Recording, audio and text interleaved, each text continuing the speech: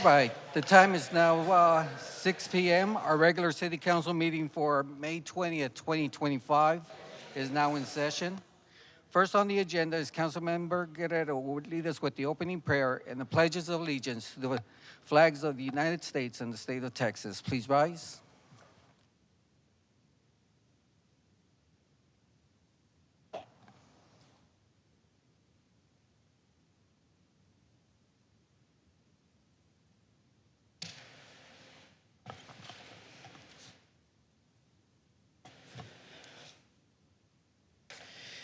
Lord, we ask for strength, courage, and wisdom for each one of us to make the best decisions for our city. Please watch over this entire city council meeting as we all work together towards resolution of existing challenges and issues for the best interest of the residents. We worship you, Lord, and we accept your Son, Jesus Christ, as our Savior. Amen. Amen. I pledge allegiance to the flag of the United States of America and to the republic for which it stands, one nation, under God, indivisible, with liberty and justice for all.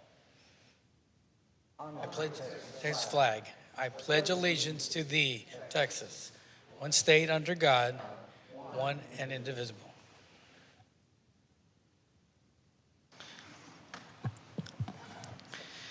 All right, first on the agenda, we have a proclamation of National Public Works Week, May 18th through May 24th, 2025. And Councilmember Guerrero will be reading the proclamation. If I can please have the Public Works join us up here, please.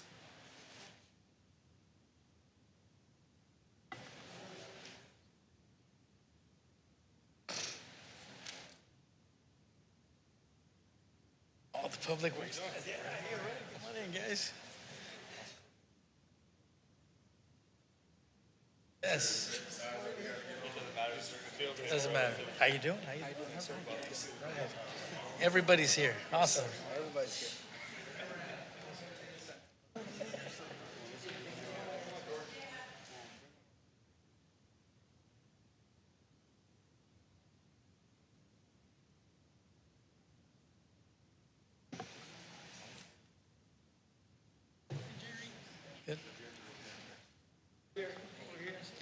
Okay, National Public Works Week's proclamation, May 18th through 24th, 2025.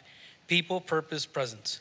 Whereas public works professionals focus on infrastructure facilities and services that are vital importance to sustainable and resilient communities, to the public health, high quality of life, and well-being of the people of Schertz, Texas.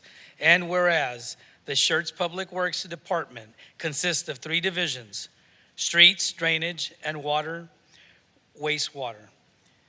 There are 46 employees in the Public Works Department. Streets Division has 12 employees. Drainage Division has 8 employees.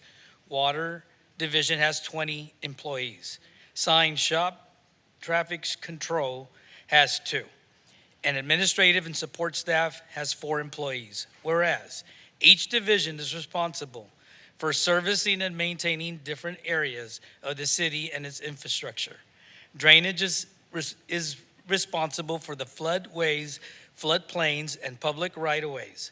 Streets is responsible for the city streets, sidewalks, curbs, signage, traffic control, and traffic safety. Water is responsible for the city's water distribution and wastewater collection systems. And whereas these infrastructure facilities and services could not be provided without the dedicated efforts of public works professionals who are engineers, managers, employees at all levels of government and private sector, who are responsible for rebuilding, improving, and protecting our nation's transportation water supply, water treatment, and solid waste systems, public buildings, and other structures and facilities essential for our citizens. Whereas Public Works is a first responder department and is on a call 24/7. The department responds to a wide variety of emergency calls ranging from infrastructure problems such as traffic signal outage and water main breaks to extreme weather events with downed trees and flooded roadways. Public Works also provides emergency assistance to other city departments such as PD and fire when needed. And whereas Schertz Public Works Department serves the entire city, covering roughly 32.2 square miles. Within the city, the department maintains approximately 220 acres of drainage ditches, 180 miles of roadway, 250 miles of water main, and 137 miles of sewer main. And whereas the year 2025 marks the 65th Annual National Public Works Week, sponsored by the American Public Works Association, Canadian Public Works Association, who have chosen as theme People, Purpose, Presence. And now, therefore, it is resolved, Mayor of Schertz designate the week of May 18th through the 24th, 2025 as National Public Works Week.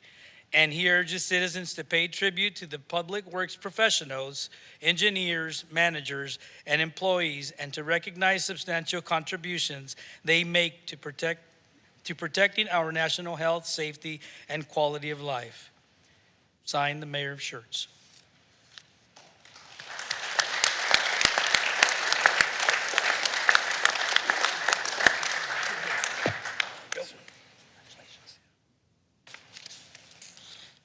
Thank you, Councilman, Mayor, Council, City Management Office.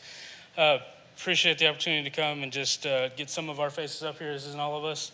We are a pretty good sized department, a little bit behind some of the emergency services ones, but we are a number of folks in the city, and so we just appreciate the opportunity to you can see who some of us are. As he mentioned, we are first responders, so we're out there on call 24/7, nights, weekends, so you might have seen some of these faces in the street, so don't be alarmed. We're here to help.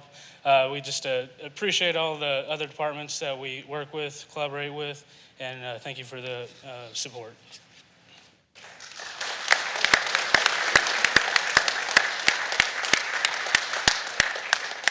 Get around, let's take a photo. Come on.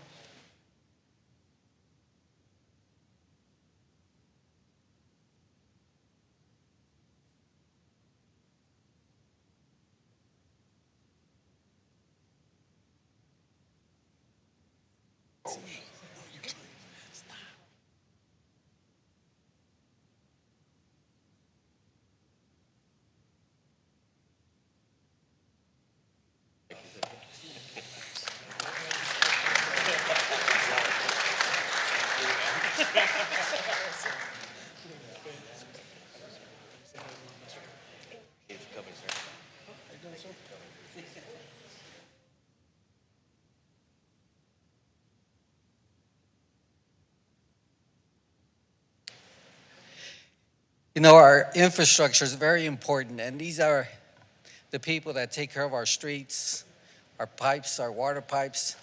And yes, they do work. They're emergencies sometimes. I remember Wiederstein, we had a water main break, and not only did the pipe break, but the whole street collapsed too. And these guys were on there almost 24 hours trying to get that taken care of. Thank you, Larry. Thank you and your staff. Appreciate it. Next on the agenda is the National Emergency Medical Service, EMS, the week of 18 May through the 24th, 2025. And Councilmember Westbrook will be reading that proclamation.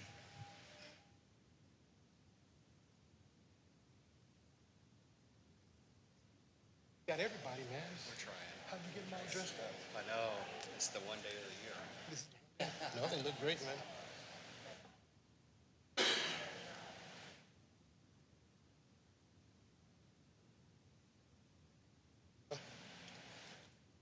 This is among the best-looking group of people, I've ever seen up here. They're well-dressed for sure, well-dressed. So, National EMS Week, May 18th through 24th, 2025. We care for everyone. Whereas the 2025 EMS Week theme, We Care for Everyone, is to highlight the commitment of EMS professionals to serve in all communities. And whereas this theme is particularly meaningful now to remind people that every day we are faced with so many new challenges in our lives, and yet we still rise above them all and continue to respond, support, and care for the needs of our communities. And whereas the Schertz EMS department consists of 10 administration staff, 3 office staff, 80 field personnel, and 24 volunteers who are ready to provide life-saving care to those in need 24 hours a day, 7 days a week. And whereas in 2024, the Schertz EMS department responded to over 15,000 service calls in a 230 square mile service area. And whereas the members of emergency medical services teams, whether career or volunteer, engage in thousands of hours of specialized training and continuing education to enhance their life-saving skills. And whereas it is appropriate to recognize the value and accomplishments of emergency medical service providers by designating Emergency Medical Services Week. Now, therefore, be it resolved that Ralph Gutierrez, Mayor of the City of Schertz, does hereby commend and congratulate SAFES and Schertz Emergency Medical Service for their valuable contribution, outstanding dedication, and pre-hospital medical care to the City of Schertz and surrounding communities in the area. May 18th through 24th, 2025 as Emergency Medical Services Week with the theme, We Care for Everyone.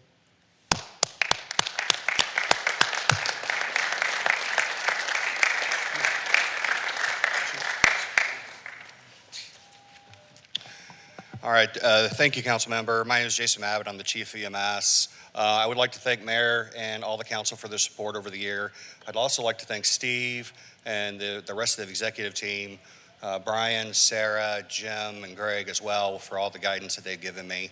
And then, of course, most importantly, I'd like to thank our staff. We work extremely hard to be the premier EMS service that our citizens deserve, and I'm extremely proud of them, so thank you all.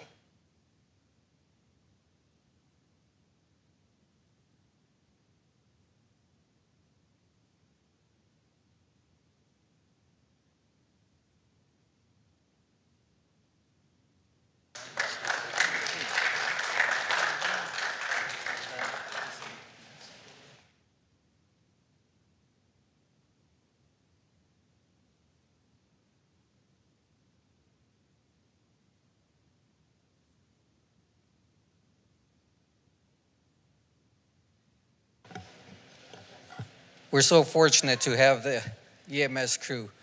Not only do they take care of our city, but the surrounding community. And I just want to say thank you very much.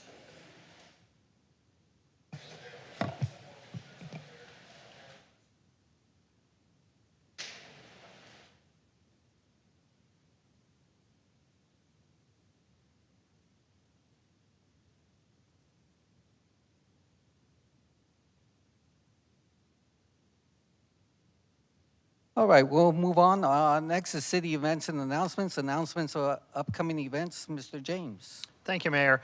Exciting news this Saturday, May 24th, the Pickerel Park Pool has its opening day. Just as a reminder, it's going to be open Saturday the 24th, Sunday the 25th, Monday the 26th, Memorial Day. It'll close then Tuesday through Friday, and then it kicks off its regular season after that, open all the time. Also on Monday, May 26th, obviously, is Memorial Day.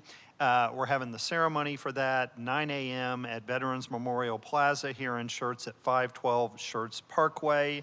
A couple other announcements for folks. The city offices will obviously be closed on Memorial Day. The library will be closed tomorrow, Wednesday, May 21st. That's for a staff training day, and then they're closed Memorial Day as well. And then our next council meeting is June 3rd here in council chambers. Thank you, Mr. James. Announcements and recognitions by our city manager, Mr. Williams. Thanks, Mayor. We had a few promotions this past month, and always proud to see our folks promote from within. David Graham was promoted to full-time EMS supply coordinator, and Stephen Amon and Noah Ellis were promoted to full-time EMT, And Jesse Lee was promoted to building inspector. So we're glad to see all those folks moving up. Also, last Monday, we paid tribute to the 19 fallen Texas officers in 2024 during the police memorial at Santikos. And just special thanks go out to Steele High School, the Schertz Police Department, Citizens Police Academy Alumni Association, and the Cibolo Citizens Police Academy Alumni Association. And then also just one more announcement. This past few days, we as a city were at the International Conference of Shopping Centers in Las Vegas, and it consisted of a whirlwind of meetings. We're represented by our Economic Development Department, the mayor, and myself, and we had several meetings back to back to back, which I believe were very productive and will help us move down the road to recruiting those fantastic restaurants and retail establishments that everybody wants to see in the city. So after 27,000 steps or so, we think we had a great meeting. So. Thank you, Mr. Williams. Announcements and recognitions by the mayor. He is right. I am exhausted. We did put in a full day yesterday, but I'd like to say that future announcements will be worthwhile with this trip. Really, we solidified a lot of different commitments, and we will have those announcements in the future. And I would just want to thank our economic development team for getting all that taken care of too. Appreciate it. All right, so we'll move on. Next is on the agenda is the hearing of residents. This time is set aside for any person who wishes to address the City Council. Each person is limited to 3 minutes, and we ask before addressing the council, for the record, please state your name and address. Our first speaker today is Cheney Walker.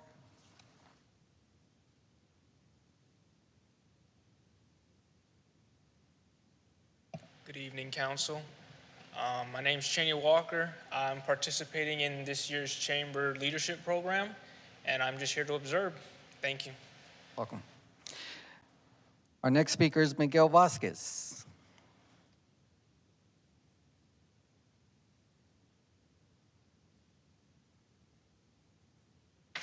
Good evening, Mayor, Council, and City staff. My name is Miguel Vasquez, and I'm the president of the Schertz Cemetery Association. And in that capacity, I would like to invite you, as well as all of the citizens of Schertz, to a presentation celebrating National Preservation Month this month of May. And it's happening this Saturday. This presentation is a collaboration between the Cemetery Association and the Church of the Good Shepherd. So a little history in Schertz. In the 1920s, 30s, and 40s, farm worker families lived along Old Seguin Road, which is now Highway 78, and 1518. So that was kind of an area where they lived, and basically that was the city center. That's where Schertz was at the time. City Hall was there, fire department was there. Downtown was right on the next street. So the closest Catholic church at that time was in Selma. And the Archdiocese of San Antonio gave the go-ahead to build a church in Schertz to service those farm worker families. And that church was built on 78, very close to 1518, and it was called the Immaculate Conception Church. Now, a few decades later, the church had to move, partly because 78 expanded, and the highway was basically right out the front door. So you might be able to go to church, go out the front door, and you might be in heaven right away. So they gave the go-ahead for that, and so the church needed to move. And a quick question for everybody, where did that church move? It was Immaculate Conception, changed names to Church of the Good Shepherd, and it moved right here. So I think Mr. Davis might be sitting in the pulpit right now. But anyway, so this was the church, and then from here they moved over there. And so we're going to go over a little bit of that history this Saturday. So everybody come out, have some drinks, and a good time for history buffs as well. All right, thank you. Next is Daniel Jameson.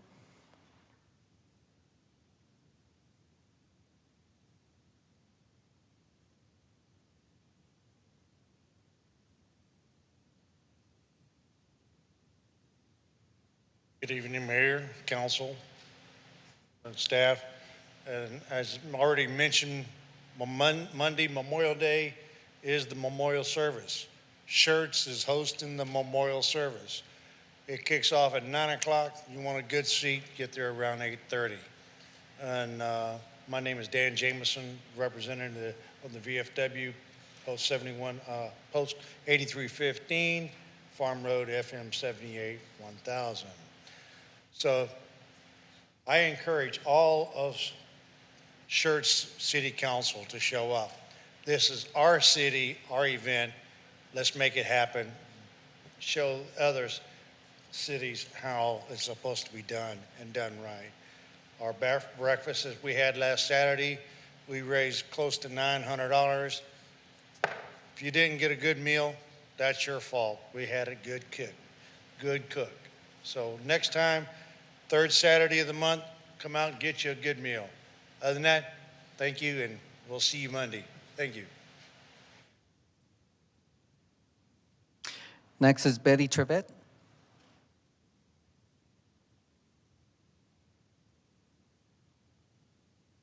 Hello, I'm Betty Trivett with the Chamber. I'm here for the core leadership just to observe. Welcome. And finally, Mr. Ken McCory. Corporal.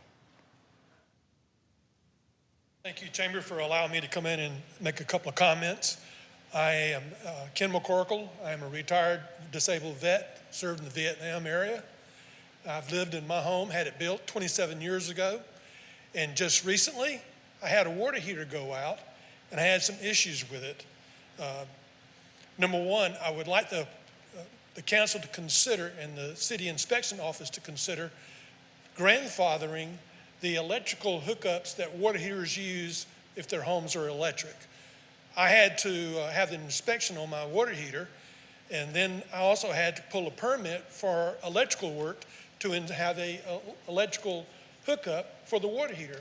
I don't know if any of y'all are aware of this, but for years we've always used the pigtails for water heaters, the little three-prong thing with the extra cord on it hooked up to the water heater. Well, most of the homes that are in this city of Schertz, just until recently, have always had that. Well, I had to change mine out. And for a lot of you guys, I don't know if you're like me, I live payday to payday. I'm a retiree, I'm on Social Security.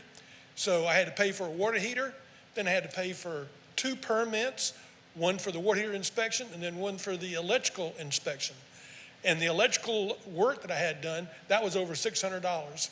Now I know a lot of you guys may have that in your hip pocket, but guys like me, I don't have that kind of money. It was very expensive. So I would like the city to consider grandfathering that electrical plug that we used to use for years and years and allow us to continue to use that if our homes have a water heater to be replaced. Right now, I'm being told it has to be changed out.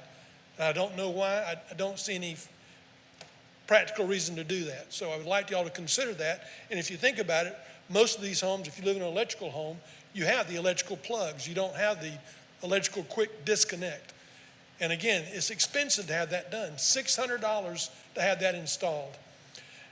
The last thing I like to bring up to the council is when we do get an inspection, I had to pull 2 permits, and I thought I'd get an electrical inspector and I'd get a plumbing inspector to my house. Well, when I called in for the final, they told me that it'd be one person coming out, so make sure everything is done. I said, you're gonna only have one inspector come out? He goes, yes. Well, then why did I have to pay $140 for 2 permits to expect to have 2 other people come out and inspect the work? They said that's not the way they do it here. So I would like y'all to consider, if you're only gonna have one guy come out and inspect work, we only should be charged $70. Pull permits if you want to, but we shouldn't be charged twice for one person coming out for 10 minutes for $140. It's a little bit more than a doctor's cost when you go see a doctor. And again, I'm bringing this up because it's expensive, so I want y'all to be aware of that. Now, I've lived in my home for 27 years. I've lived in Schertz now that whole time as well. And I'd like y'all to consider that, if you would, please. You have any questions for me? Thank you, sir. Thank you. All right, we'll move on to consent agenda items. They're considered self-explanatory and information packets are provided to council and available for public viewing. These items require no special discussion unless requested by council. Item number 1, minutes. Item number 2, appointments, reappointments, and resignations of City of Schertz boards, commissions, and committees. Item number 3, resolution number 25R058. Item number 4, resolution number 25R060. Item number 5, resolution number 25R054. And item number 6, resolution number 25R061. Council, do any of these need to be removed for separate action? Do I have a motion to approve consent agenda items 1 through 6? I'll make a motion to approve. Second. Motion's been made by Councilmember Brown and second by Councilmember Macaluso. Council, any other comments? Please cast your vote. We can publish the vote, please. We have 5 ayes, no objections. Motion passes. We'll move on to item number 7. Resolution number 25R059, approval and presentation of the 2025 recipient of the Hal Baldwin Scholarship. Mr. Williams, floor is yours. Thank you, Mayor. Thank you, Mayor. I'm stepping in for Mrs. Gonzalez tonight. She has got an event that conflicts with this, so I wanted to introduce this item. This is the resolution to approve the Hal Baldwin Scholarship for 2025, and staff has included the information in your packet and would recommend your approval. And after your hopeful approval of the item, I'd like to invite all of the members of the Hal Baldwin Review Committee as well as the family to come up, and we can do a presentation from Ms. Dawkins. All right, thank you, Mr. Williams. All right, council, floor is open for discussion. Do I have a motion to approve resolution number 25R059? Motion to approve. Second. We have a motion made by Councilmember Guerrero, second by Councilmember Westbrook. Any other comments? Council, please cast your vote.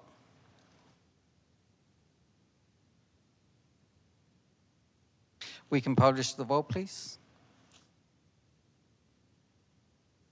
We have 5 ayes, no objection, motion passes. If I can please have the family join us up here so that we can have that presentation. Okay. No, that's quite all right. I apologize if you guys. We're in no hurry. I apologize. No, that's quite all right. We understand the importance of that phone call. But we'll just pause for a moment here then.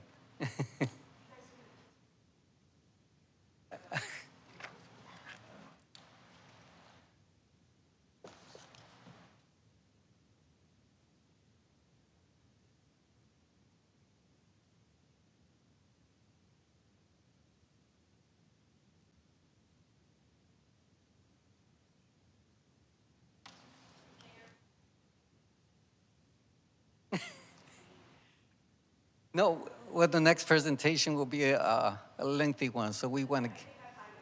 Okay. Oh, it is? Okay. Well, let's go ahead and do item number 8. We have a workshop discussion, workshop on the 12th Flying Training Wing Bird and Wildlife Aircraft Strike Hazard Program. Mr. James. Thank you, Mayor. As was indicated in your packet, we have been having a few meetings with the folks from JBSA Randolph, their team, as well as SCUC ISD, about a problem that we're having in our community with the birds roosting in the area, creating a hazard for flight operations. So I'm sure we're going to turn it over to them to walk through the presentation. But really the point of this was just to make sure you were aware of the efforts that they're going to undertake coming up. So if someone in the community asks you about it, you'll know and can explain it to them. And then obviously we'll work with our public affairs department to get the word out to residents. So if they wonder what's going on, they'll know that. But real quickly, I'll mention a few of the folks that we have here from the safety team. We have Lieutenant Colonel Aaron Quick Sands, Captain Kyle Fuse Farnady, Emmy Chan, USDA Wildlife Rep. Doesn't get a call sign name, I guess, on that with it, not yet. Additionally, attendees, we have Kurt Robinson, Community Initiatives, Captain Matthew Torture Chambers with Community Initiatives, and then Sean Worrell with Public Affairs. So with that, I will turn it over to them to run through the presentation real quick. Again, the point of this is just to help the community understand the efforts they're going to undertake with regard to the BASH efforts. So whoever wants to get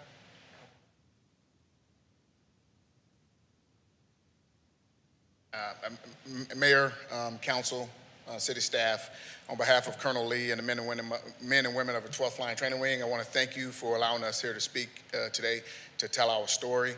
Ditto with special thanks to Brian James for his collaboration and his constant communication with us there at the wing. And I'd like to turn it over to our safety chief and USDA? Okay, so Amy Chan, essentially, I'll let her go into detail, but essentially we're going to be asking what Brian said so that we can collaborate and take care of some business outside the fence line. Hi, good evening. So we'll be kind of going back and forth, but if we can move to the next slide. So part of my job as the kind of acting,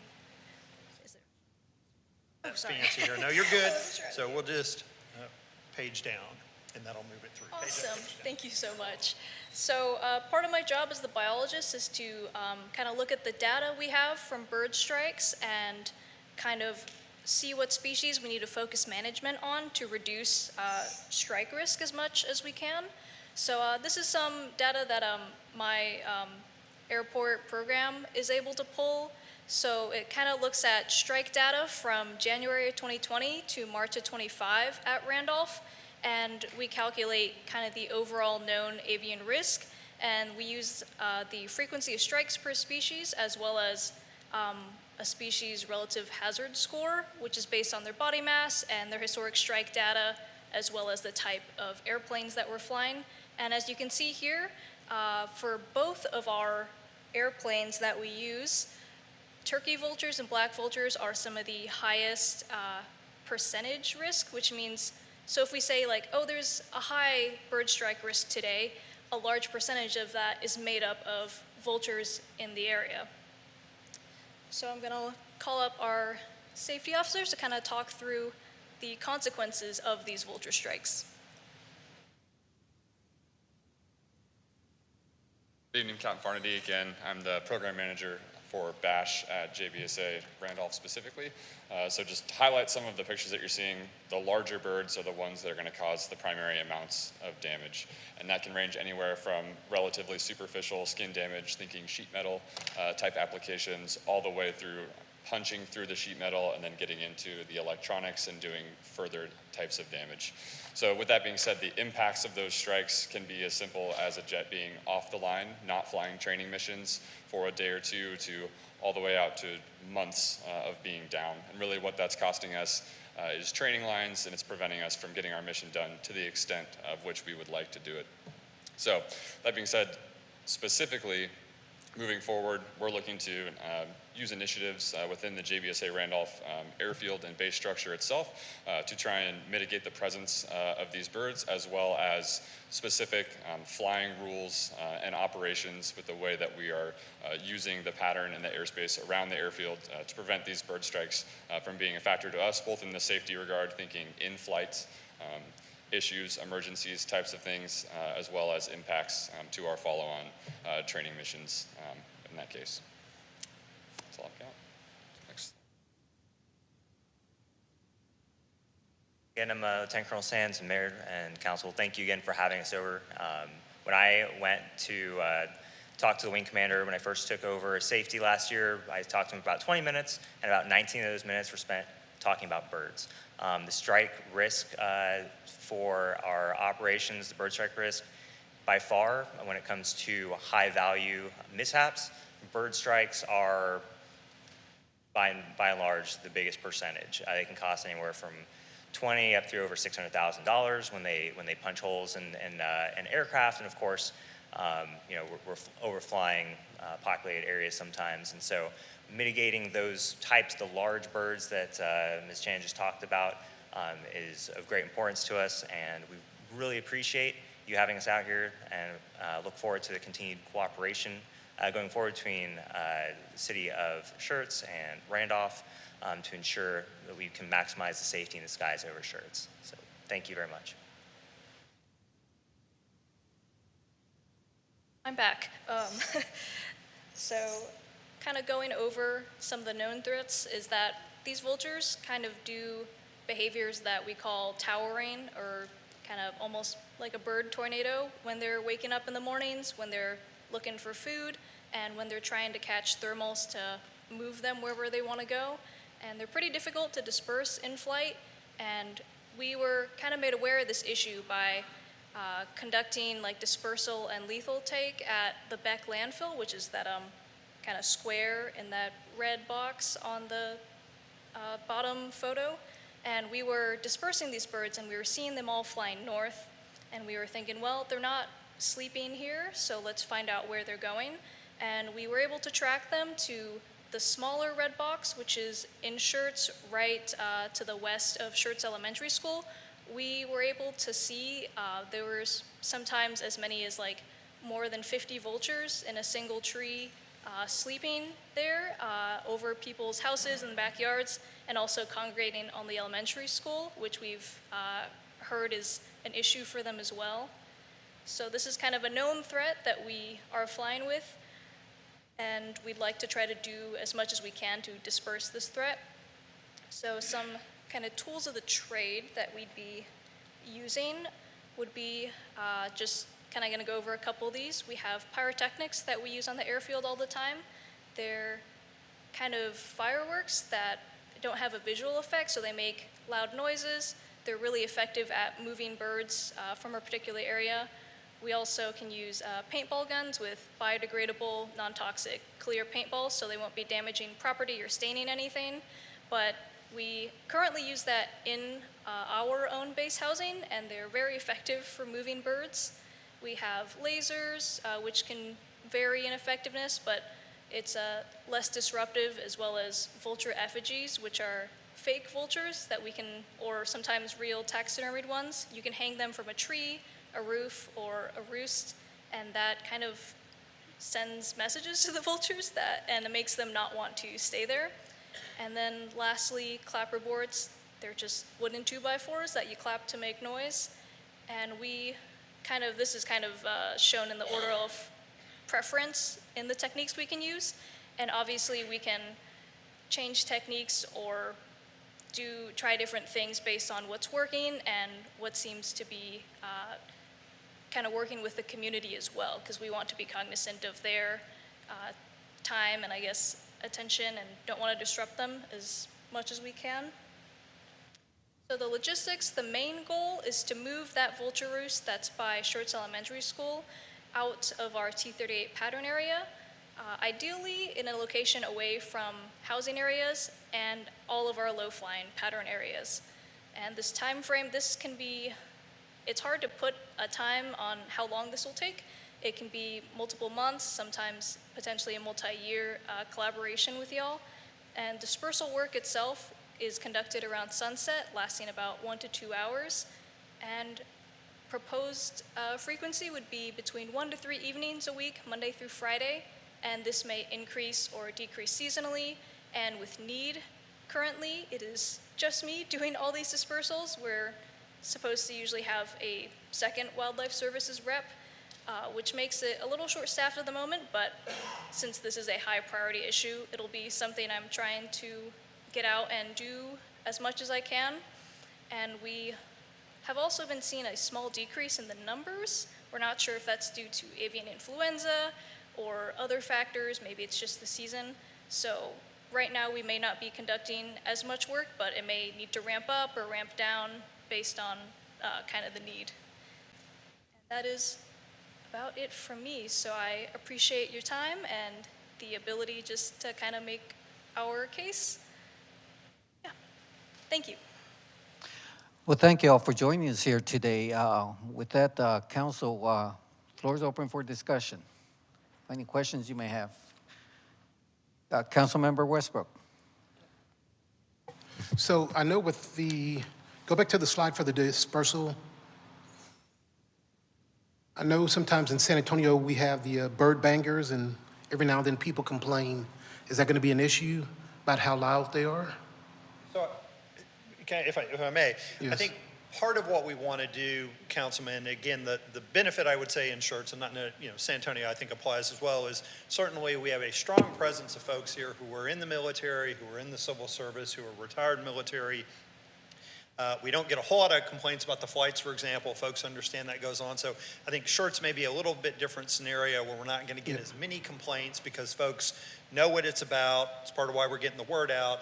And they have a connection to the base and certainly a concern for the flight operations there. So while we may get some, I think staff tends to think that with that explanation saying, hey, this is why it's going on, most folks will say, well, that makes sense to me. It's something we need to do. All good. So again, the key for us is to partner with them, partner with SCUCISD, get the word out, because we think when people know, they go, well, that makes sense. That's a fair enough thing. If we can certainly live with the noise of the flights during the day, a little bit of noise in the evening, not as big a deal. Are there any, like, how do I say, predators, like vultures? Is there anything that they fear? Okay. Thank you, Mayor. Okay. Councilmember Guerrero. Can you go back to the second slide? Right there. And if you look at both sides, it's the blue-gray, what is that, gnatch catcher? Yes. On the left side, we have, they're second to the black vulture, and on the right side, they're like almost, what, 8th or 9th? What is the difference? Why is that? They're high on one, but not the other. Is it the planes? I mean, what? It's the type of plane. So our T6s are flying out of the west side, and they're the plane that has the propeller, so they're a lot slower moving, and so when they're doing pattern work, it's easier for birds to get out of the way, versus our T-38s are that faster jet, and that's off of our east runway. So they're flying more through the areas that have concentrated vultures, and it's harder for birds to move out of the way of those planes. So they tend to strike more vultures than the T6s. My other question is this happening every time the planes go up, like on a daily basis? We're not striking birds on the daily, knock on wood. Sometimes we are, but sometimes they're non-damaging. But in the summertime, I will sometimes get calls almost every day saying, hey, we have vultures on the east side, can you disperse them, or things like that. As long as those vultures are roosting in Schertz, we're going to have vultures in the air every single day. So it's periodically? Yes. No further questions. Councilmember Brown. Yeah, thanks for the update around here. I realize this here is focused on the immediate surrounding, but didn't we also have some big problems with the Seguin Auxiliary Field and the landfills and whatnot as well? Is that still an issue out there? Yes, we still do. We have a radar at the landfill currently that does provide data, and we continue to monitor that. We may also either add or move a radar to,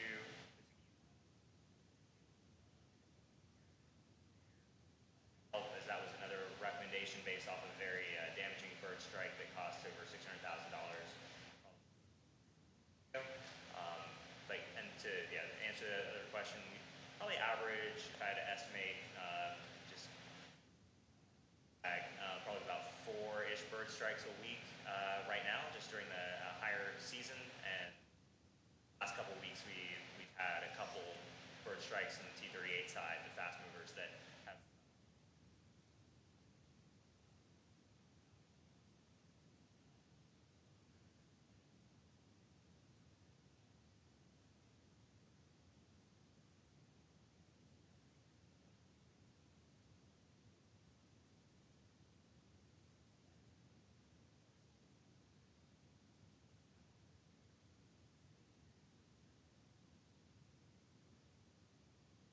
All right, thank you. And just kind of a follow-on, and don't get me wrong, this is not in jest by any means, but you said you're a one-person shop right now. Is this something that maybe you can enlist assistance with junior ROTC or your scouts or anything like that for community service? And I don't mean that to be, in jest by any means. Kurt would like to answer that, yeah. If you can move over to the mic so we can hear. Yes, please, thank you. Just kind of do a recap and summarize. Obviously, you know, we're one of the busiest airfields in the enterprise. We do over 200,000 ops a year, and we do struggle with BASH, bird and wildlife. Our team does an amazing job, you know, and we enlisted USDA rep embedded in the wing to help us with that. So she's out there. So essentially what we're trying to do, this is a safety issue. Obviously for the men and women in uniform, our aviators, but for the community at large. Because we all know this area is growing great, and that's awesome. It is making us economically viable and everybody's happy, but it does increase the risk, the denser population. And it's a testament to our men and women in uniform, the way they fly these jets and the number of bird strikes that we have, that we haven't had anything catastrophic. So essentially what we're asking is we're doing everything we can with inside the fence line. We just want to start the conversation so that we can come outside the fence line, socialize it with the community, and do those types of things. We have casual lieutenants and we have folks, but we didn't want the cities. Obviously, we don't have the authority, and we don't want it to seem like occupied territory, us out there, and the citizens asking those questions. So this is just the first step to initiate the conversations. And before somebody asks a question, I know the thought is, well, if the birds move, they're just going to move to a neighboring city. This will set as a template or a model to have those conversations with the other neighboring communities as well. So.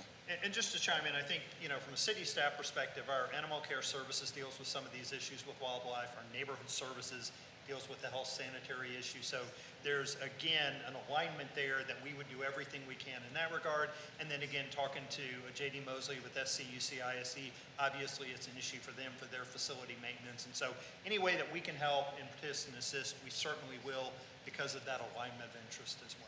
And to specifically answer your question, we do have men and women and casual lieutenants, and we can pull bodies while they're in between training and things like that. But we're also would be open and welcome to having additional help and any type of partnership that'll help us solve this issue. Could you bring up that the slide with the tools they're going to use to mitigate? There we go. So basically, what the community needs to be aware of is that if they see you out there with one of these guns, Yes. you're it's Yeah. part of doing something. Yeah. And I think that's the message we want to get here is that you're going to be out there trying to mitigate the issue that you're having with the bird strikes. You know, the loud bangs that they're going to be hearing. No, that's all what they need to be aware of is that because our police department might be getting some phone calls based on you know seeing you out there with a gun. And part of that, and because I've worked in other cities doing similar bird mitigation techniques, is obviously partnering with the city. So I would definitely do my best to coordinate with the police department as well, just to let them know kind of the timing, location of where the mitigation is going to be happening, kind of night to night, just so that everyone's informed and aware and they can field any questions as needed. Awesome, great. With that, Councilman Guerrero. Yes, just one more question, because, I mean, safety is a big issue. We definitely want to place safety first. At night, I mean, I know you're getting some at night as well, maybe not as much? As for the timing, I mean, it would probably go up until sunset and no later than that for the the dispersal time. So, for example, sunset right now is about 8:15, 8:30. We would probably operate between maybe 6:30 to about like 8:15-ish. So it wouldn't be late night or anything like that. It would kind of just be in the evening, right around sunset time. No further questions. Okay. Council, any other comments, questions? Well, I just want to say thank you all for sharing that with us in our community. Appreciate it. Thank We you. appreciate the cooperation and the partnership. Thank you. And we can certainly provide written updates to council periodically just on those efforts so that you guys have a feel for it. So as people We can ask, place y'all something on social media also, Yes, sir. please. Most definitely. Okay. The magazine, social media, and then updates for you guys. Thank you. Thank you. All right. We'll move on. We have a presentation. If you can please join us up here.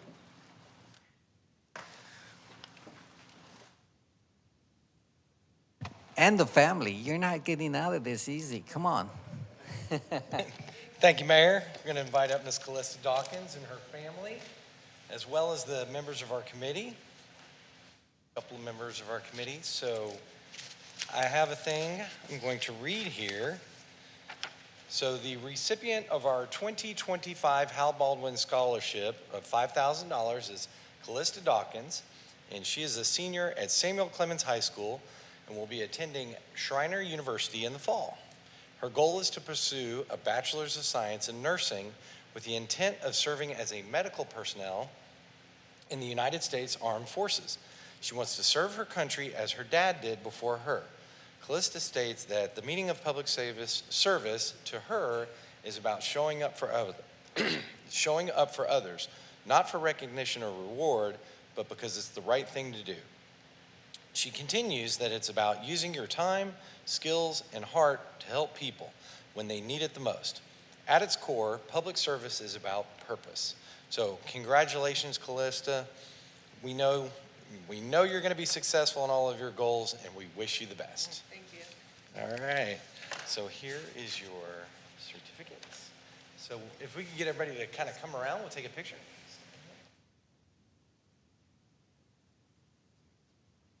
There you go.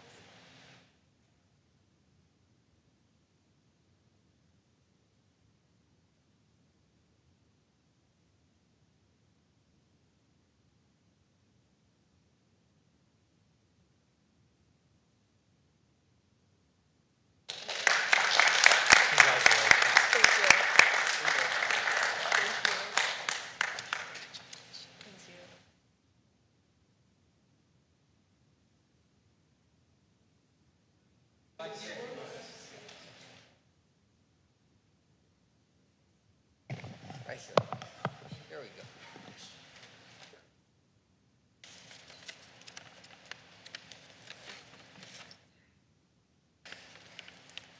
Good evening, everyone. Mr. Gutierrez, Mayor Gutierrez, City Manager, City Council members, and the Assistant City Manager. I attended the April 1st City Council meeting, and I learned about the upcoming changes to Schertz waste pickup services. And I'd like to briefly share why they matter. The city is transitioning to a new waste provider. Trash collection will shift from twice a week to once a week, and recycling will be picked up every other week. To support this, residents will receive larger lidded bins designed for better capacity and cleaner neighborhoods. This change is about efficiency. Fewer collection days mean lower fuel and labor costs, and updated bins should help reduce overflow. While service fees will increase, the city is offsetting that with a billing adjustment that reduces franchise and billing fees from 15% to 10%. That means the general fund gains support even as the water sewer fund takes a small hit. Some residents expressed concern about reduced pickup and rising costs, but the council is committed to monitoring the transition and listening to feedback. As someone who aspires to a career in public service, this scholarship will help me continue my education and gain the tools I need to serve communities with transparency, empathy, and efficiency, just like how I saw modeled at that meeting. Thank you for investing in the next generation of civic leaders. Thank you all.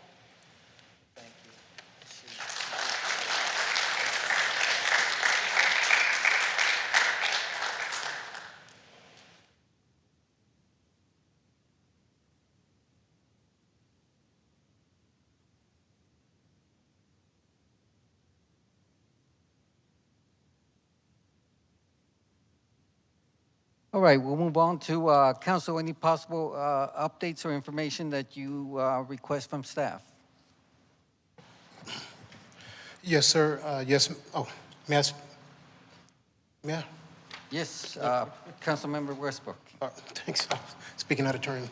First, I want to know how some of the pilots got their nicknames, but maybe that's a conversation later. I guess the first, I don't think it needs to be in a workshop, but I would like to know maybe some information sent to the council about permits, the number of permits, how much money, maybe how much permits actually affect our budget. Maybe there can be, he said a citizen maybe can be prorated based upon disability rating or something. I don't know. Maybe we can have a discussion, but maybe it can be sent permits to our email, send us a report or something to that effect. Second, what I would like to have on a workshop is just about a discussion about professional development, the who, what, when, why, where, the cost, the expectations of professional development and how we can obtain it and what our options are. Maybe it's TML, maybe it's some other option, but what our options are in terms of professional development and how we finance it. Okay. Council, any other information or items you'd like to place on the future agenda? None? Okay. All right, announcements by council members. All right, Councilmember Davis. Nothing tonight, sir. Councilmember Macaluso. Yeah, I was able to attend the police memorial at Santikos, and it's the second one that I've been able to attend, and it's always just well managed, well put together, and I'm just glad that we're able to do that to show the support to the officers that have fallen and their families. Okay, Councilmember Guerrero. I also, am concurrence with Councilman Westbrook in reference to the permits. We have to have a discussion on this, not just for the to reduce it for military or disabled, but also for senior citizens. This needs to be discussed. Action needs to take place. We need to reduce that. Councilmember Westbrook. Yes, tail end of the soccer complex kickoff, the Councilman Guerrero was already there. He did a good job. It's my understanding that he spoke, but I attended towards the tail end. That's another way of saying I was late, but thank you. Councilmember Brown. Yes, I attended the police memorial and the chamber lunch, that's all. Okay. The time is now 6:57. We stand adjourned.